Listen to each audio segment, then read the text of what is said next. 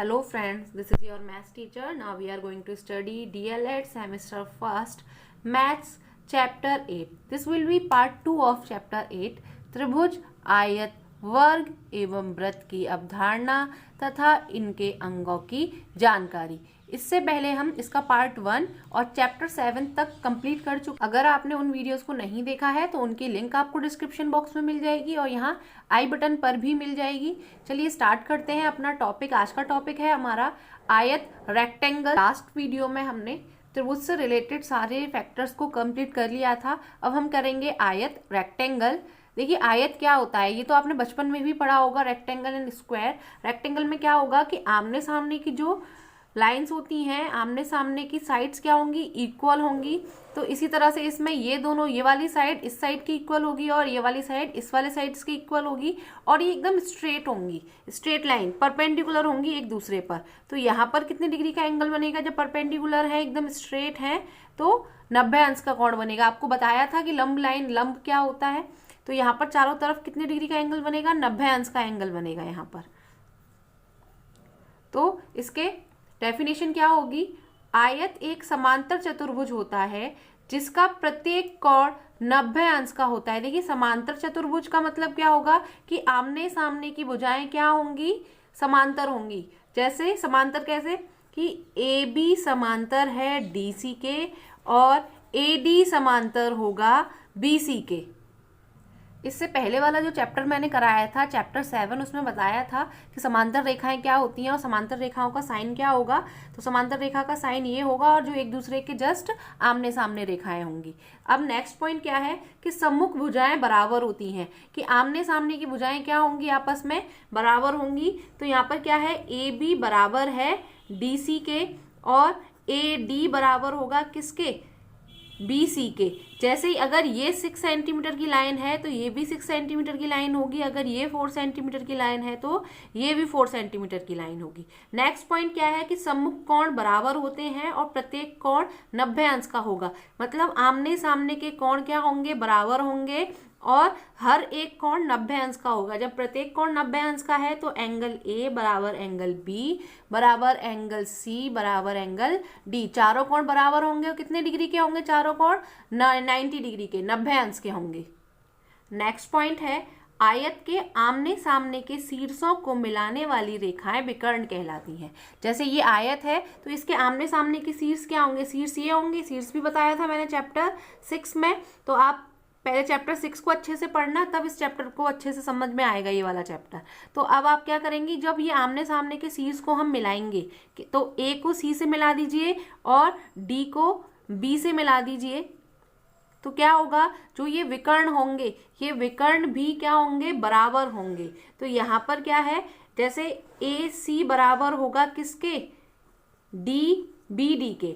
AC किसके बराबर होगा, BD के होगा। और जहां ये दोनों एक दूसरे को काटेंगे वहां पर हम क्या मान लेंगे, इंटरसेक्टिंग पॉइंट O मान लेंगे। और जहां ये एक दूसरे को काटते हैं ना, तो वहां पर भी ये कितने डिग्री का कोण बनाते हैं, यहाँ पर भी ये 90 अंश का कोण बनाएंगे, 90 डिग्री का एंगल बनाएंगे। ये आपको याद रखना है। तो थर्ड पॉइंट क्या था, आमने सामने वाले विकर्ण शीर्षों को हम मिलाएंगे तो उसको हम क्या कहेंगे, विकर्ण कहेंगे। तो यहाँ पर AC और BD क्या है, इसके विकर्ण है और दोनों आपस में बराबर होंगे। और यहाँ पर जो एंगल बनेंगे वो कितने डिग्री के बनेंगे, 90 डिग्री के, और सारे एंगल बराबर होंगे। तो AOB बराबर, देखो AOB ये वाला कोण हो गया, BOC क्योंकि हमने इंटरसेक्टिंग पॉइंट को O माना है। तो एंगल BOC बराबर एंगल COD बराबर एंगल DOA कितने डिग्री का होगा, 90 डिग्री का होगा। अब लास्ट पॉइंट क्या कह रहा है कि विकर्ण परस्पर समद्विभाजित करते हैं। तो विकर्ण जहां एक दूसरे को मिलेंगे वहां पर ये एक दूसरे को बराबर बराबर काटेंगे। क्या होगा फिर यहाँ पर, जब ये दोनों ही विकर्ण आपस में बराबर हैं तो ये चारों जो एक दूसरे को काटा है, यहाँ पर देखिए क्या है कि जैसे ये रेखा है और ये दूसरी रेखा इसको काट दे रही है, तो दो बराबर भागों में बांट देगी, ये वाला हिस्सा और ये वाला हिस्सा। ऐसे ही ये हिस्सा और ये हिस्सा चारों आपस में क्या होंगे, बराबर होंगे। तो यहाँ पर क्या हो जाएगा, OA बराबर हो जाएगा OB बराबर होगा OC बराबर OD। ये सब तो हो गई आयत की प्रॉपर्टी, रेक्टेंगल की प्रॉपर्टी। अब हम क्या करेंगे, यहाँ पर इनके फॉर्मूलाज देखेंगे। फॉर्मूलाज में सबसे पहले क्या आएगा, एरिया आएगा। तो रेक्टेंगल का एरिया क्या होगा, क्षेत्रफल। क्षेत्रफल क्या होगा, लंबाई गुणा चौड़ाई, लंबाई गुणा चौड़ाई इसका क्षेत्रफल होगा। और इसका पैरामीटर क्या होगा, पैरामीटर, पैरामीटर को हिंदी में क्या कहते हैं, परिमाप। तो इसका परिमाप, परिमाप का मतलब, परि मतलब चारों तरफ, माप मतलब चारों तरफ की माप। इसकी लेंथ क्या होगी चारों तरफ की, तो क्या हो जाएगा हमारे पास, हम इसको क्या मानते हैं, एल, इसको बी। तो यहाँ पर हमारे पास 2 एल है और 2 बी है, तो क्या हो जाएगा 2L प्लस 2B, मतलब क्या है 2 कॉमन ले लो, L प्लस B इसका परिमाप हो गया। इसका विकर्ण क्या होगा, अगर आपको विकर्ण निकालना हो तो इसका विकर्ण होगा, विकर्ण को हम डिनोट करते हैं D से। तो D बराबर होगा √L² प्लस B²।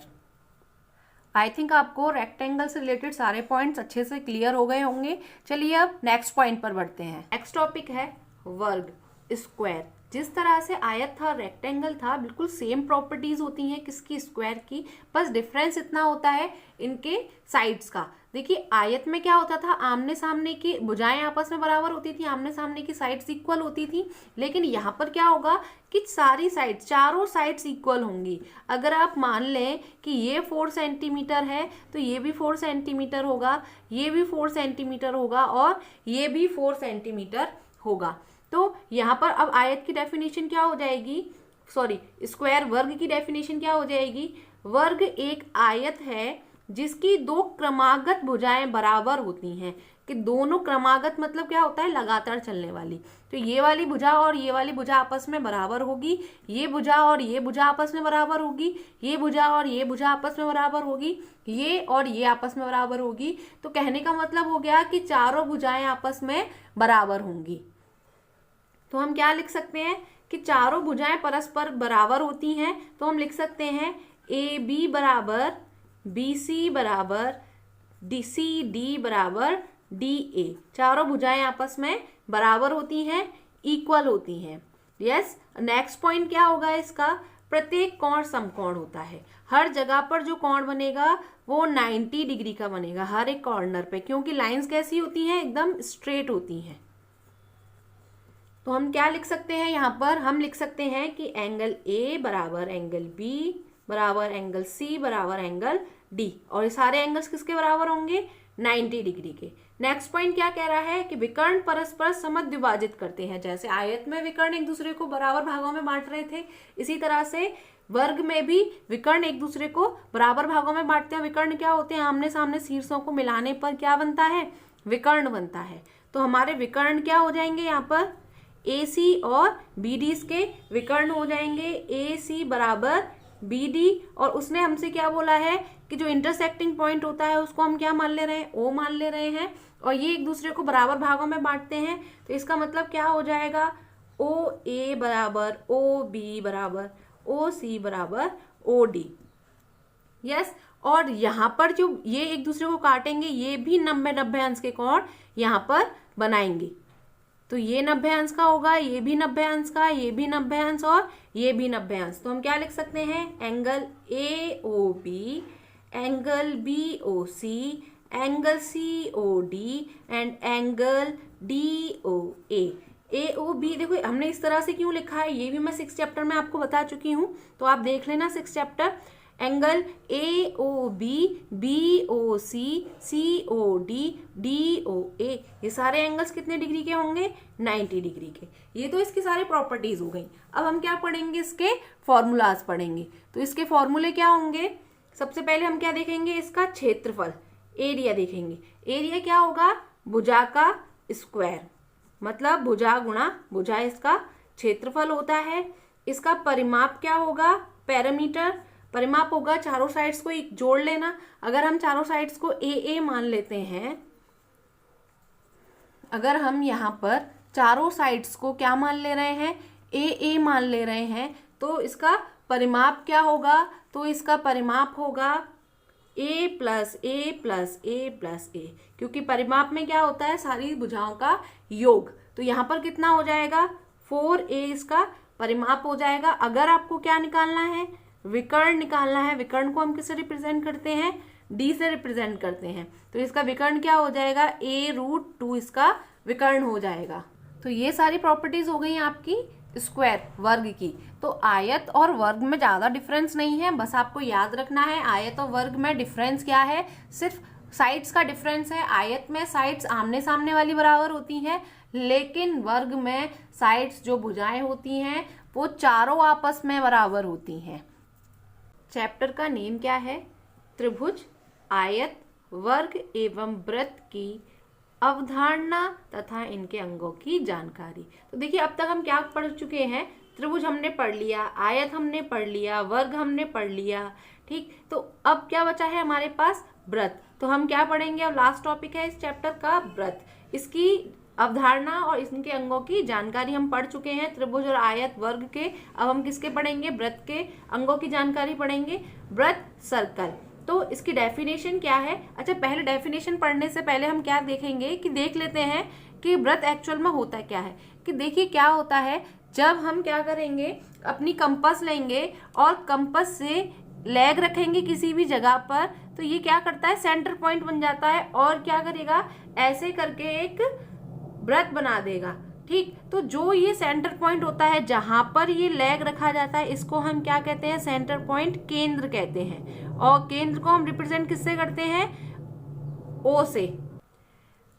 केंद्र से नियत दूरी पर अगर कई सारे बिंदु हैं, केंद्र से नियत दूरी पर कई सारे बिंदु हैं, और जब हम उन सभी बिंदुओं को आपस में मिला देते हैं तो वो क्या बना देता है, एक वृत्त बना देता है। तो इसकी डेफिनेशन क्या होगी, यदि एक समतल में कोई बिंदु इस प्रकार गतिमान है कि ये समतल है, ये क्या है, समतल है, समतल में एक बिंदु है जो इस तरह से गतिमान है कि क्या है कि वो आगे की तरफ बढ़ता चला जा रहा है बिंदु, और जिस तरह से वो आगे की तरफ बढ़ के एक चक्कर को पूरा कर रहा है और केंद्र से एकदम नियत दूरी पर है, हर जगह जैसे ही वो थोड़ा सा आगे बढ़ता है सेम डिस्टेंस को मेंटेन करके रखता है। तो डेफिनेशन क्या है, यदि एक समतल में कोई बिंदु इस प्रकार गतिमान है कि समतल में दिए गए एक निश्चित बिंदु से, समतल में दिए गए एक निश्चित बिंदु, ये निश्चित बिंदु है लेकिन ये बिंदु जो है वो क्या है, गतिमान है, तो निश्चित बिंदु से उसकी दूरी सदा नियत रहती है, हमेशा नियत मतलब बराबर रहती है। तो इस बिंदु के पथ को वृत्त कहते हैं। तो जो ये बिंदु धीरे धीरे करके आगे बढ़ रहा है और ऐसे करके बढ़ता हुआ चला जा रहा है और एक सर्कल को, एक चक्कर को पूरा कर लेता है, वापस यहीं आके मिल जाता है, तो जो ये पूरा पथ होगा, इस पथ से बना हुआ जो आकृति होगी, उस आकृति को हम क्या कहेंगे, वृत्त कहेंगे, ठीक। तो ये इसका क्या है, केंद्र बिंदु है, जो इसका स्थिर बिंदु होता है उसको हम क्या कहते हैं, केंद्र बिंदु कहते हैं।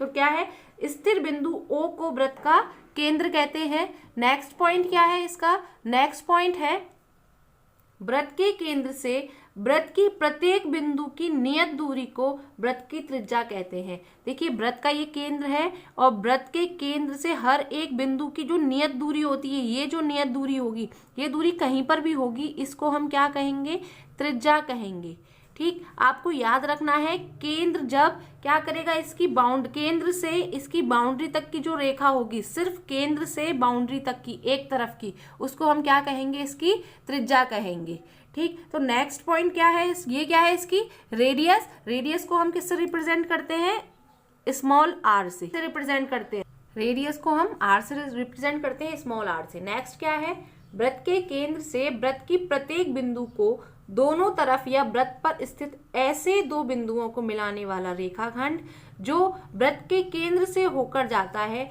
वृत्त का व्यास कहलाता है, डायमीटर कहलाता है। देखिए ये क्या हो गया, यहाँ से जब आप केंद्र से इसके बाउंड्री को टच कर रहे हैं, ये क्या हो गया, इसकी त्रिज्या हो गई। लेकिन जब आप क्या करते हैं कि केंद्र से बाउंड्री के दोनों तरफ टच करते हैं, केंद्र से क्या करते हैं, बाउंड्री के दोनों तरफ टच करेंगे, जैसे आपने क्या किया, इधर भी बढ़ा दिया इसको और इधर भी बढ़ा दिया, तो ये जो रेखा है, इस रेखा को हम क्या कहते हैं, इसका व्यास कहते हैं।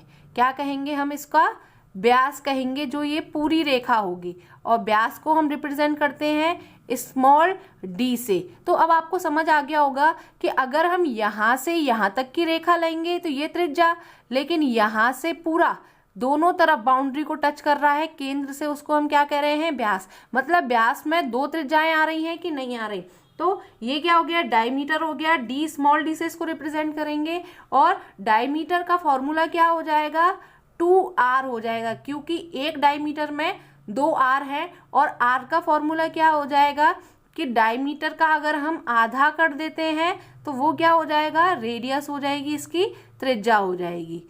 तो ये अब आपको अच्छे से समझ आ गया होगा। नेक्स्ट पॉइंट क्या कह रहा है कि वृत्त की माप परिधि सरकमफ्रेंस कहलाती है। वृत्त की माप मतलब जो ये बाउंड्री होती है ना, इस बाउंड्री को हम क्या कहते हैं, इस बाउंड्री को हम कहते हैं इसकी परिधि। परिधि मतलब सरकमफ्रेंस, इसको हम किससे रिप्रेजेंट करते हैं, सी से रिप्रेजेंट करते हैं।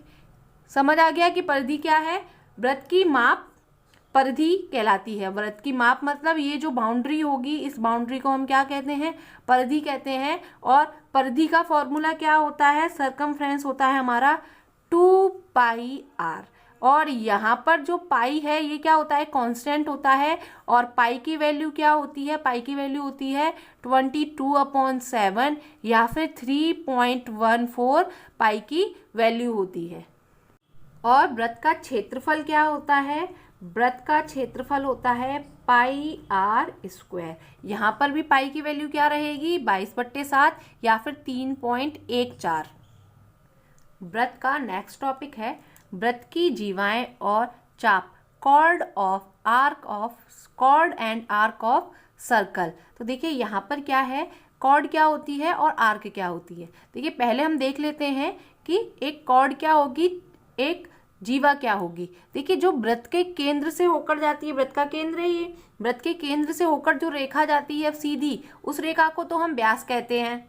लेकिन जो इसके यहाँ से वृत्त के केंद्र से होकर ना जाए, सीधी रेखा तो जाए, इसकी सरकमफ्रेंस को दोनों तरफ से टच तो करे, इसकी परिधि को दोनों तरफ से टच तो करे, लेकिन केंद्र से होकर ना जाए। जिस तरह से ऐसे अगर हम इसके दोनों तरफ की बाउंड्री को टच करते हुए सीधी रेखा खींच दे रहे हैं, जो किसको टच नहीं कर रही है, केंद्र को टच नहीं कर रही है, ये क्या हो गई, इसकी जीवा हो गई। अब जीवा जो है वो किसी भी तरह से खींची जा सकती है।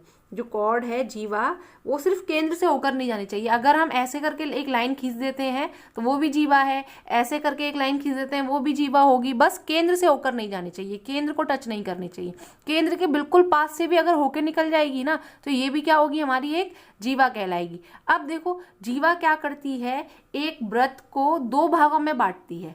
जीवा क्या कर रही है, एक वृत्त को दो भागों में बांट दे रही है। जैसे एक वृत्त का खंड तो ये हो गया, वृत्त को दो खंडों में कर दिया इस जीवा ने, तो एक खंड तो ये हो गया और एक खंड क्या हो गया, ऊपर वाला हो गया।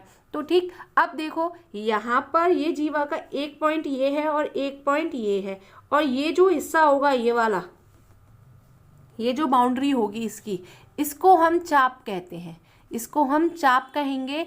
और जो छोटा चाप है उसको हम लघु चाप कहेंगे। और जो ये पूरा बड़ा यहाँ से लेकर ये जो पूरा है, इसको हम क्या कहेंगे, दीर्घ चाप कहेंगे।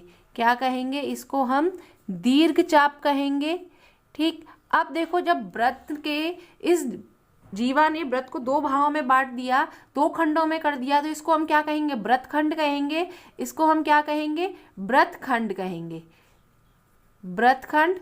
लेकिन जो बड़ा वाला हिस्सा होता है उसको दीर्घ वृत्तखंड, और जो छोटा वाला हिस्सा होगा इसको हम क्या कहेंगे, लघु वृत्तखंड कहेंगे।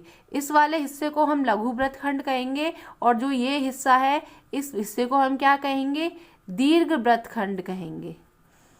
आई थिंक आपको ये अच्छे से समझ आ गया होगा। ये जो रेखा होगी, इस रेखा को जो पॉइंट से होकर ना जा रही हो, सेंटर पॉइंट से होकर ना जा रही हो, उसको हम जीवा कहेंगे। जीवा क्या करेगी, एक वृत्त को दो खंडों में बांट देगी, तो छोटे खंड को हम लघु वृत्तखंड कहते हैं और बड़े खंड को हम दीर्घ वृत्तखंड कहते हैं। और जो इस लघु वृत्तखंड और दीर्घ वृत्तखंड की जो बाउंड्री होगी, छोटे वृत्तखंड की बाउंड्री को लघु चाप और बड़े वृत्तखंड की बाउंड्री को दीर्घ चाप कहेंगे। तो इसकी डेफिनेशन क्या है, व्रत के दो बिंदुओं को मिलाने वाले रेखाखंड को व्रत की जीवा कहते हैं। व्रत के दो बिंदुओं को मिलाने वाले रेखाखंड को हम व्रत की जीवा कहते हैं तथा ऐसी जीवा जो व्रत के केंद्र से होकर जाए व्रत का व्यास कहलाती है। अब देखिए व्रत का जो व्यास होता है, व्रत का व्यास भी, जैसे ये यहाँ से केंद्र से होकर जा रहा है तो व्रत का व्यास भी एक जीवा कहलाती है और ये व्रत की सबसे बड़ी जीवा होती है। ये जीवा क्या करती है, ये जो व्यास है ये क्या करेगा, इसको हम व्रत की सबसे बड़ी जीवा कहेंगे। ये व्रत को दो बराबर भागों में बांट देगा। यहाँ पर जीवा क्या करती थी कि व्रत को दो भागों में बांटती थी, लेकिन जो व्यास है व्रत को दो बराबर भागों में बांटेगी। जब व्रत को दो बराबर भागों में बांटेगी तो ये क्या हो जाएगा, व्रत का आधा, तो इसको हम क्या कहेंगे, अर्धव्रत। इसको क्या कहेंगे, हम अर्धव्रत कहेंगे। ये व्रत अर्धव्रत हो गया। अब अभ्यंतर और बहिर्भाग क्या होता है, देखिए अभ्यंतर होता है अंदर वाला भाग, मतलब जो ये अंदर वाला भाग है ना, अंदर जितने भी पॉइंट होंगे ये सब अभ्यंतर होंगे और जितने भी बाहर पॉइंट होंगे इस व्रत के बाहर कहलाएंगे, वो सब बाह्य बिंदु होंगे। तो इसको आंतरिक बिंदु या फिर अभ्यंतर बिंदु कहेंगे और जो बाहर होंगे इनको हम बाहिर बिंदु या फिर बाहरी बिंदु कहेंगे, तो बहिर्भाग कहेंगे। तो इसको हम अंदर वाले बिंदु को क्या कहेंगे, हम अंदर वाले बिंदु को कहेंगे अभ्यंतर। अभ्यंतर क्या कहेंगे, हम इनको अभ्यंतर कहेंगे और जो बाहर वाले बिंदु हैं इनको हम क्या कहेंगे, बहिर्भाग कहेंगे। ये आपको समझ आ गया होगा। अब हम क्या देखेंगे कि एक व्रत का त्रिज्यखंड क्या होता है या फिर सकेंद्रीय बिंदु किसे कहते हैं, केंद्रीय कोण किसे कहते हैं। अब देखिए त्रिज्यखंड क्या होता है, जो पिज्जा का स्लाइस निकलता है, आपने पिज्जा देखा होगा, पिज्जा भी हमेशा सर्कल शेप में आता है। जो पिज्जा का एक स्लाइस निकलता है ना, तो वो क्या होता है, व्रत का त्रिज्यखंड होता है। मतलब क्या है कि ये व्रत का केंद्र है और व्रत के केंद्र की जब दो त्रिज्याएं ली जाती हैं, व्रत के केंद्र से जब दो त्रिज्याएं ली जाती हैं इनको हम त्रिज्या कहते हैं, और एक चाप होता है, तो जो ये हिस्सा बनता है, ये हिस्सा क्या बनता है, त्रिज्यखंड बनता है। त्रिज्याओं से बना हुआ खंड उसको हम क्या कहते हैं, त्रिज्यखंड कहते हैं। तो जो ये भाग होगा इसको हम त्रिज्यखंड कहेंगे और जो छोटा भाग है उसको हम क्या कहेंगे, लघु त्रिज्यखंड कहेंगे, और जो बड़ा भाग है उसको हम क्या कहेंगे, दीर्घ त्रिज्यखंड कहेंगे। तो जो ये छोटा हिस्सा निकल गया ये लघु त्रिज्यखंड है और जो ये बड़ा हिस्सा है ये पूरा बचा हुआ ये क्या होगा, हमारा दीर्घ त्रिज्यखंड होगा, दीर्घ त्रिज्यखंड होगा। तो आपको अच्छे से समझ आ गया कि लघु त्रिज्यखंड और दीर्घ त्रिज्यखंड क्या होता है। अब हम देखेंगे केंद्रीय कोण क्या होता है। जो ये केंद्र पर बना हुआ कोण होता है, केंद्र पर बना हुआ जो ये कोण होगा इसको हम क्या कहेंगे, इस कोण को हम कहते हैं केंद्रीय कोण कहेंगे। केंद्र पे बने हुए कोण को हम क्या कहते हैं, केंद्रीय कोण कहते हैं। अब हम देखेंगे सकेंद्रीय व्रत क्या होते हैं। देखिए सकेंद्रीय व्रत का मतलब होता है, सकेंद्रीय मतलब जिसका एक ही केंद्र हो, कई सारे व्रत हो और उनका एक ही केंद्र हो तो वो व्रत सकेंद्रीय व्रत कहलाते हैं। जैसे ये इसका सेंटर पॉइंट है O और इस सेंटर पॉइंट से ये छोटा वाला व्रत बना है, इसी सेंटर पॉइंट से बड़ा व्रत बना है और इसी सेंटर पॉइंट से इससे बड़ा व्रत बना है। जब एक ही सेंटर पॉइंट से कई सारे व्रत बनते हैं तो उन सभी व्रतों को हम क्या कहते हैं, सकेंद्रीय व्रत कहते हैं। अब हम देखेंगे उभयनिष्ठ जीवा क्या होती है। जब दो व्रत बने होते हैं और दोनों व्रत एक दूसरे को किसी एक पॉइंट पर काटते हैं और जब दोनों के बीच में जो ये लाइन होती है इस लाइन को हम क्या कहते हैं, इस लाइन को हम कहेंगे उभयनिष्ठ जीवा। क्या कहते हैं उसे हम, उभयनिष्ठ जीवा। तो यहाँ पर आप देखेंगे कि दो व्रत है और दोनों व्रत पर क्या बन रही है, इन दो, देखो इस वाले व्रत के लिए ये जीवा होगी और इस वाले व्रत के लिए भी ये एक जीवा होगी, तो दोनों व्रत में कॉमनली काम कर रही है, तो इसीलिए इसको कॉमन कॉर्ड या फिर उभयनिष्ठ जीवा कहेंगे। अब आपको जितने भी ये टर्म समझाए गए हैं एक्स्ट्रा बिना डेफिनेशन लिखे हुए, इन सबकी डेफिनेशन आपको टेलीग्राम चैनल पर मिल जाएगी। कहाँ मिलेगी आपको, इन सबकी डेफिनेशन टेलीग्राम चैनल पर मिल जाएगी और टेलीग्राम चैनल का नेम है एडुकेयर टुगेदर। यहाँ पर स्पेलिंग कैपिटल लेटर से ही शुरू होगी दोनों की। एडुकेयर टुगेदर आपको मिल जाएगा यहाँ पर टेलीग्राम चैनल पर। अब आप ज्वाइन करेंगे तो इन सबके डेफिनेशन मिल जाएंगे और वहाँ पर हम आपको फ्री नोट्स प्रोवाइड कराते हैं। प्रैक्टिस भी इन सब चैप्टर्स की आपको वहाँ मिल जाएगी। देखिए इस चैप्टर से रिलेटेड कुछ इंपॉर्टेंट पॉइंट आपको समझा देते हैं। देखिए ये जो है व्यास क्या करता है, वृत्त को 2 बराबर भागों में बांटता है। तो अर्धवृत्त में जो कोण बनता है, अर्धवृत्त में जो एक त्रिभुज बनता है, ये इस तरह से अगर एक त्रिभुज बना हुआ है तो आपको हमेशा याद रखना है कि अर्धवृत्त में बना हुआ कोण हमेशा 90 अंश का होगा। अर्धवृत्त में बना हुआ कोण हमेशा 90 अंश का होता है। और आपको ये याद रखना है कि यदि क्या होगा कि एक लघु वृत्तखंड या फिर एक लघु आपका चाप होगा, उसमें जो कोण बनेगा वो हमेशा अधिक कोण बनेगा। जो ये कोण बनेगा ये हमेशा कैसा कोण होगा, अधिक कोण होगा। अधिक कोण की डेफिनेशन आपको मैं पहले ही बता चुकी हूँ लास्ट वीडियोस में। अब जो दीर्घ चाप में कोण बनता है, जो दीर्घ चाप में कोण बनता है वो कोण हमेशा क्या होता है, न्यून कोण होता है। इस कोण को हम क्या कहते हैं, न्यून कोण कहते हैं। अच्छा आपको ये भी याद रखना है कि केंद्र पर बना हुआ कोण, जो केंद्र पर कोण बना होगा वो परिधि पर बने हुए कोण का दुगुना होगा। अगर ये x है तो ये 2x होगा। आपको याद रखना है केंद्र पर बना हुआ कोण परिधि पर बने हुए कोण का 2 गुना होता है। अच्छा आपको ये भी याद रखना है कि यदि एक हमें क्या दे रखी है, जीवा दे रखी है, एक जीवा दे रखी है और एक जीवा क्या करेगी, वृत्त को 2 भागों में बांटेगी। तो एक ही वृत्तखंड पर कितने भी कोण बने हो, एक ही वृत्तखंड पर, जैसे एक कोण ये बना हुआ है और अगर हम यहाँ बना दें एक वृत्तखंड ये है और इस पे एक और कोण ये बना हुआ है, ठीक। तो एक ही वृत्तखंड पर एक जीवा जब कॉमन जीवा होती है तो ये दोनों कोणों का मान बराबर होता है। अगर ये x है तो ये भी x होगा, अगर ये 60 डिग्री है तो ये भी 60 डिग्री ही होगा। ये सारे इंपॉर्टेंट पॉइंट्स हो गए वृत्त के। अब एक बार त्रिभुज के कुछ इंपॉर्टेंट पॉइंट्स को जान लेते हैं। जैसे एक त्रिभुज बना हुआ है और त्रिभुज में क्या होता है, जो सबसे बड़ी भुजा होगी, तो ये जैसे ये कर्ण को हम हमेशा सबसे बड़ी भुजा मानते हैं, तो कर्ण के सामने का जो कोण होगा वो सबसे बड़ा कोण होगा। इसका मतलब ये है कहने का कि जो भी कोण सबसे बड़ा है तो उसके सामने की भुजा भी उतनी ही बड़ी होगी। जैसे ये कोण सबसे बड़ा है तो इसकी भुजा भी सबसे बड़ी होगी। अगर ये दूसरे नंबर की छोटा कोण है तो इसके सामने की भुजा भी दूसरे नंबर की छोटी होगी। और अगर ये सबसे छोटा कोण है तो इसके सामने की भुजा भी सबसे छोटी होगी। आपको याद रखना है सबसे छोटे कोण के सामने की भुजा सबसे छोटी, उससे बड़े सामने की भुजा कोण की भुजा उससे बड़ी और सबसे बड़े कोण के सामने की भुजा सबसे बड़ी। इसी तरह से उल्टा होता है कि सबसे बड़ी भुजा के सामने का जो कोण होगा, जो सबसे बड़ी भुजा है उसके सामने का कोण सबसे बड़ा होगा, सबसे छोटी भुजा के सामने का कोण सबसे छोटा होगा, सबसे छोटी भुजा के सामने का कोण सबसे छोटा होगा। यहाँ ये चैप्टर खत्म होता है। आपको चैप्टर बहुत अच्छे से समझ आ गया होगा। अगर चैप्टर अच्छे से समझ आ गया है तो आप वीडियो को लाइक करेंगे, वीडियो को फ्रेंड्स तक शेयर भी करेंगे, शेयर ज़रूर करना, ठीक। और अगर आप चैनल पर नए हैं तो चैनल को सब्सक्राइब करेंगे, बेल आइकन को प्रेस करेंगे, जिससे आने वाले वीडियोस की नोटिफिकेशन आपको मिल सके। टेलीग्राम चैनल को ज्वाइन करना ना भूलें, यहाँ आपको फ्री नोट्स दिए जाते हैं। टेलीग्राम चैनल का नाम है एजुकेयर टुगेदर।